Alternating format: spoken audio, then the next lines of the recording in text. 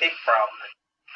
National test scores are level or even declining, though nearly $40 billion is allocated annually for education. People are tired of wasting tax dollars and time. Scores from 2015 were lower than they were in 2013. In fact, barely one-third of 4th and 8th grade students were considered proficient in math, and just under one-third of both age groups were proficient in reading. It is also embarrassing the United States is doing so poorly compared to other nations. In the Worldwide Program for International Student Assessment in 2015, the United States finished 38 out of 71 countries in math and 24th in both science and reading, finishing behind small countries like Estonia and Slovenia. There are many possible reasons for this dilemma. Some cite a lack of morality removed from the public school system, claiming a statistical correlation to increased suicide, homicide, sexually transmitted diseases, drug usage, and violent crime amongst teenagers. Teachers complain student discipline is their biggest problem. Some claim teachers are overworked and underpaid. There is a nationwide shortage of teachers, lack of state funding, and ever-changing certification standards.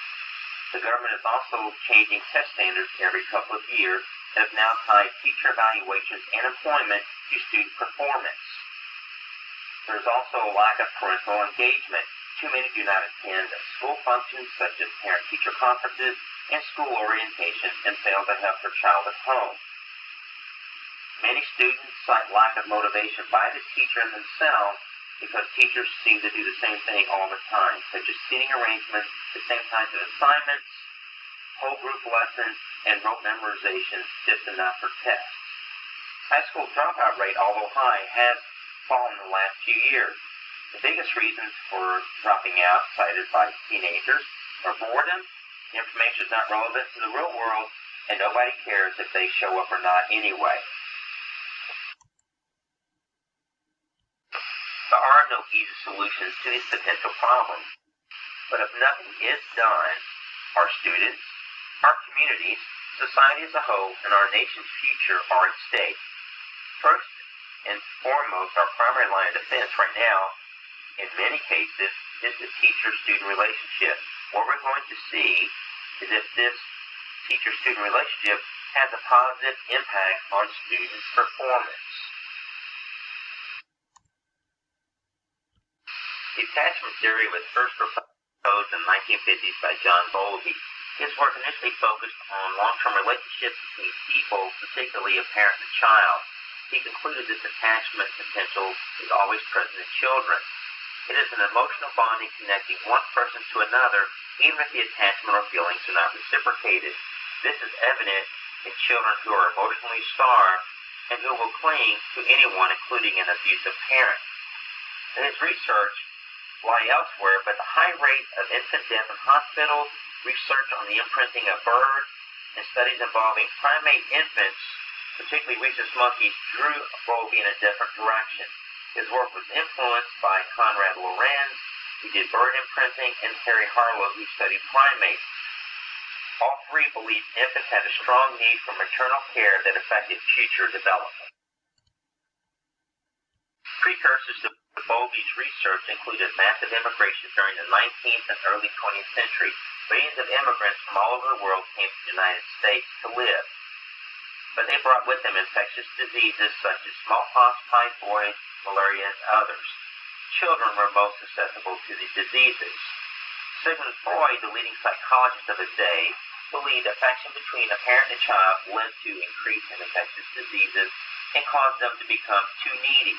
He felt displays of affection were inappropriate and should be stopped. He also believed delayed gratification of needs was best. These two issues caused hospitals to isolate infants from workers and parents. Death from diseases declined sharply, but mortality, over 50%, soared due to emotional distress. This condition called hospitalism was fatal to infants if they were separated from their parents for more than 5 months at a time within their first year. Influences on John Bowlby included Sigmund Freud. His writings reflected a strong reliance and connection to Freud. In his 1983 work, Attachment and Loss, Volumes 1 and 2, Bowlby wrote in Freud's views and adopted them in his book. Charles Darwin affected him on 2 points. Natural selection via facial expressions was responsible for the bond between infants and mothers who provided protection from the predators. Secondly, man and animals were related because animals have experiences and emotions the same as people. He believed that grief in infants was similar to animals and was needed to create new unions and relationships. Konrad Lorenz was responsible for the imprinting of birds, specifically geese. He also believed in natural selection and that imprinting gave an organism the greatest chance of survival. Finally, Harry Harlow, in his study of rhesus monkeys, initially kept them isolated to prevent disease, but found that the infants responded like humans. These infant rhesus monkeys responded to warm clothing and cuddling more than they did to food. He and Bowlby exchanged research notes, reviewed each other's work, corresponded, and visited each other over the years. They also referenced each other's work in their studies. The attachment theory has been around for several decades, but in the 1980s it was being introduced into education. They believed that a strong teacher-student relationship would improve a student's well-being socially, mentally, emotionally, and also academic performance. They believed students would feel safe and secure in order to learn. They noticed there were fewer behavioral problems, students tended to rise to a teacher's expectations, and provided more learning opportunities. It was also shown that a strong teacher-student relationship was critical in younger years, both in quantity and quality. But it was also influenced by a child's relationship, good or bad, with a parent or guardian. It also affected math and reading achievement and increased motivation and provided secure peer relationships.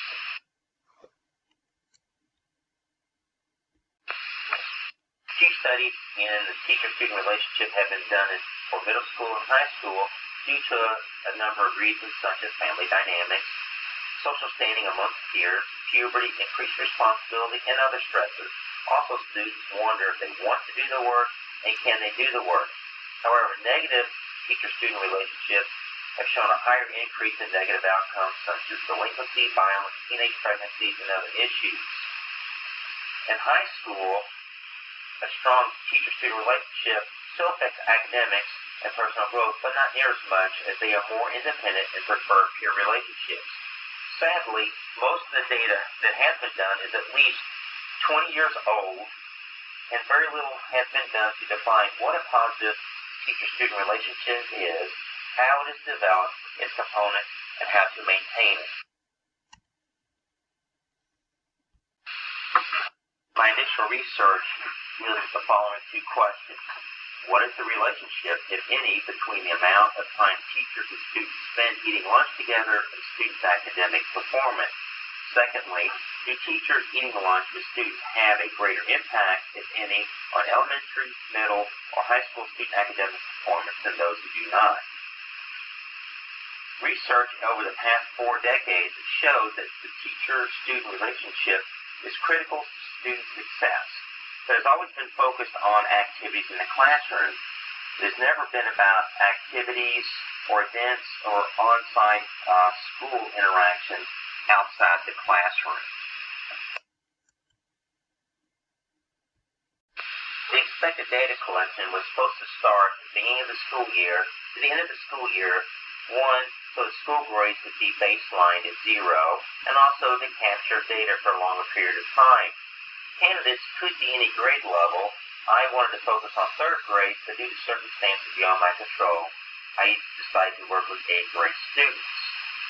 Schedules are to be established before school started to reduce teacher-student interruptions, improve data reliability and validity, and also allow the school administration, school board, and parents to be briefed ahead of time and to establish when teachers would eat lunch with students during the same day of the week to reduce inconsistencies. Resources included video recorders, journals, permission slips, security measures, and weekly interview forms. Teachers were required to record grades as normal and to eat lunch with students 1 to 2 times a week. Documentation included interviews, journals, and video recording. And also, meetings would include talking about data collection procedures and was the right data being collected, and 5 students per month would be randomly interviewed. The quantitative data consisted of a start and end grade for each student during the 6-week period. There were 70 8th grade students in 5 different classes. Some of the issues were the research started in the 3rd quarter of the school year, textbooks had not been used in weeks, and grades had been overinflated since the beginning of the semester. The data was somewhat unreliable and valid. The qualitative data was totally unorthodox and unexpected.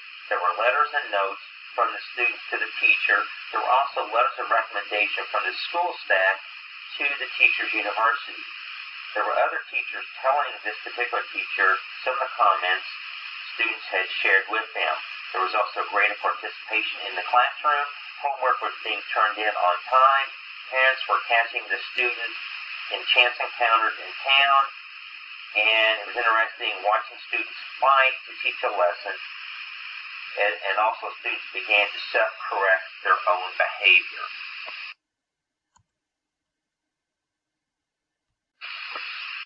Quantitative data of the 70 students showed that 19% showed improvement, 6% remained the same, and 75% regressed. Based on this data alone, the teacher-student relationship had no effect whatsoever. However, looking at the qualitative data, the exact opposite was evident. There was greater motivation, student engagement, homework was being turned in along with other factors. However, taken together, one must look at the circumstances such as the short research time frame, grades already established, end of the school year, inadequate teaching, testing, and grading methods by the previous teacher, lack of math knowledge of the students, and many other factors. Due to a short research time, the data is unreliable and invalid, and further research cannot be justified. Although the attachment theory was originally designed for the world of psychology, it spilled over into the teacher-student relationship in education several decades ago. This is evident because many students now get the validation from the teacher during this relationship and has shown academic performance has improved. Also, research on the brain has provided greater support to the teacher-student relationship data. It has shown that the stronger and better the teacher-student relationship at an earlier age, the greater the impact of a student's entire school experience. However, the research being done arrives too slowly to be of any good, too broad in scope to be effective, generally recommends more research be done, which means lost time for student support and more taxes for the taxpayer, and it is not translated into effective skills for teachers. Due to family breakdowns, parental disengagement, the crumbling of society, nationwide academic scores being in decline, and government whims affecting educational processes, the teacher-student relationship is even more critical today. However, in all the years of research that Lorenz, Bowlby, and Harlow conducted, their research failed to note that human beings have intrinsic value because they bear the image of God and are worthy of respect. As a parent, I cannot do anything about most of the things that have been discussed or researched, but I can affect a good relationship with my own children, their teachers, and students in my classroom when I get my own one day.